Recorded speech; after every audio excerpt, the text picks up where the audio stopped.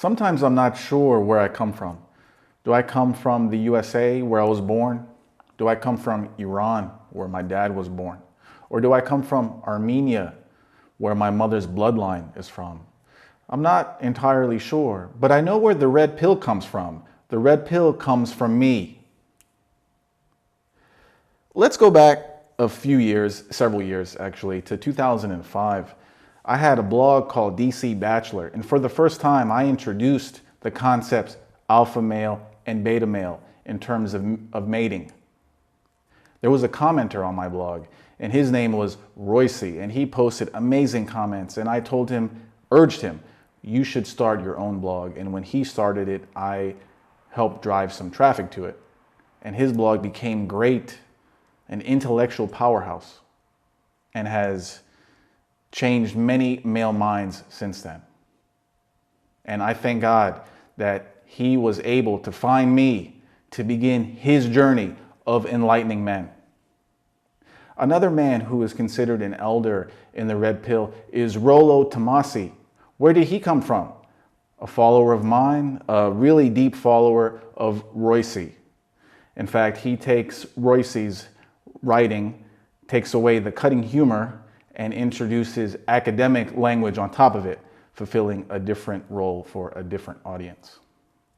The red pill is often said to come from the three R's: Roosh, Royce, and Rollo. So when I see now that the red pill has come out against me, calling me a fraud, even gay, I can only say, how can you attack your own father?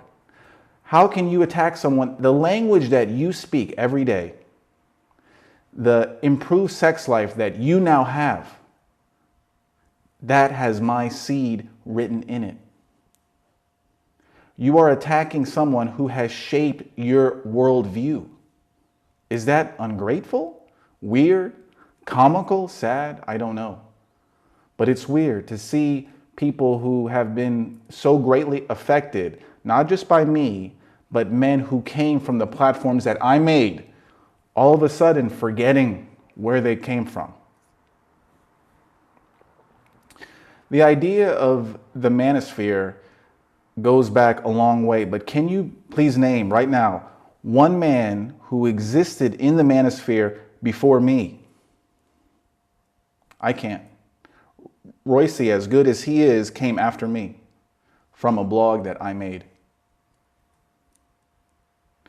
What man can you name has put himself out there, who has more skin in the game, who doesn't lurk behind the shadows, whose name is out there, whose entire life is out there,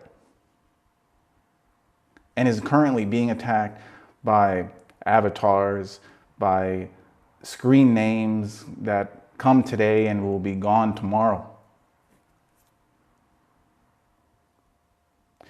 In 10 years, who do you think will still be here? Those clowns that have polluted, that have toxified the red pill idea, or me? If I was a betting man, which I'm not, and I had a choice to bet on the red pill subreddit, approved and moderated by feminist Ellen Powell, or me, I would bet on me. I'm not saying I am smarter than anyone, better or wiser, but my hand is a steady hand. And for over 10 years, I have held a community of men together. It is sad to see what is actually happening right now, but I've seen this again and again.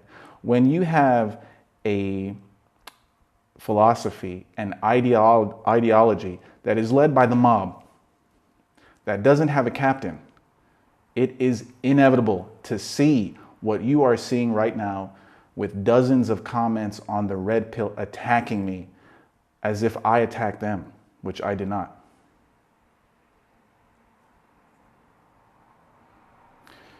The schism is here. The schism has happened. The red pill is a phrase that I will no longer identify with. I have taken the best parts of the red pill, of which I was a big part in making, and whose existence would probably not happen had it not been for the work that I have done. I will take the best parts, ditch the junk, the debris that has accumulated over the past 2 to 4 years, and from that will birth a new philosophy, neo-masculinity.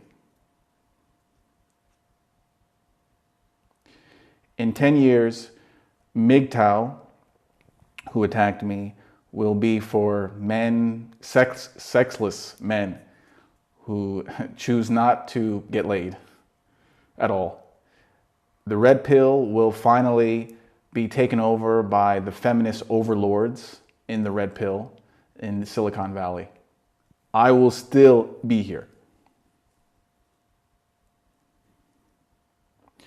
You may be wondering, what is the differences between the red pill and neo-masculinity? Neo-masculinity puts more importance in tradition, patriarchy, nuclear family. It is more political. It has a stronger anti-socialist platform, and it leaves space open for this to provide a deeper political platform. It leaves room for more spirituality, for men who believe in a higher being. It places less importance on the theory of evolution. Also, there will be no homosexuals in neo-masculinity. The red pill has catered to gay men, helping gay men use the red pill to have butt sex with other gay men. That's not what I envision the red pill to be, helping gays. There will be no gays in neo-masculinity. None. The future, what is the future from this point on after the schism? Now that's a nice word that I don't use every day. After the schism, business will go on as usual. There will be no change because I am not dependent on any other group for their support or their exposure. I existed before them, or I helped create them. So of course there is no reason why I would depend on them. The red pill will gradually and slowly digress into a blue pill safe space. MGTOW will evaporate once the next edition of Sex Bots is released. In 10 years, I predict that the two main groups in existence will be men's rights and neo-masculinity. The reason is because there's a whole bunch of men waiting to be divorce raped. And the first instinct for them will go into the men's rights sphere.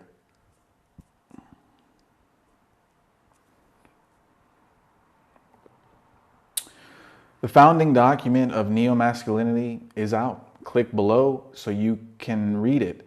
But ironically, for such a new beginning, we have detailed specifically and cited more points than existing groups.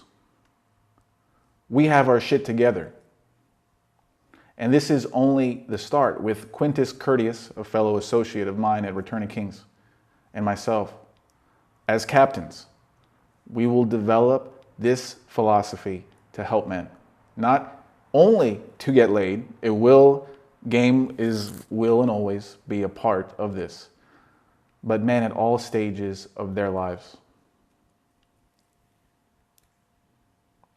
I won't let the mob steer the ship that I have made.